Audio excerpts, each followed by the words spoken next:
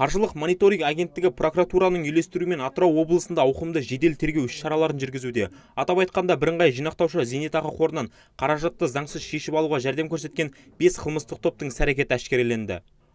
Ол үшін ұйымдастырушылар жалған құжаттарды рәсімдеу арқылы елдің әр өңірінде орналасқандай етіп, 30-дан астам стоматологиялық клиникаларды пайдаланған. Шын мәнінде бұл медицина ұйымдары тек қағаз жүзінде болған, халыққа ешқандай қызмет көрсетпеген. Олардың ғимараттары да, жабдықтары да, білікті қызметкерлері де болмаған. Клиникалардың басшылары мен құрылтайшыларының медициналық білімі де жоқ. Жалған медициналық құжаттарды рәсімдеген үшін күдіктілер азаматтардың алған қаражатынан 10%-дан 20%-ға дейін заңсыз сыйақы ұстап отырған. Жинақталған ақшаны қолма-қол ақшаға айналдыру үшін қылмыстық топтар 226 дропперді пайдаланған. Жалпы 200 миллиард теңгеден астам қаржы айналымнан шығарылған. Зейнетақы салымшыларының ақшасына күдіктілер 15 қымбат жалпы құны 600 миллион теңгеден астам, сондай-ақ зергерлік бұйымдар, коммерциялық нысандар, пәтерлер мен жер телімдерін сатып алған. Қылмыстық жолмен табылған мүлікті іздестіру жалғасуда. Қазіргі уақытта 59 тінту жұмысы жүргізілді.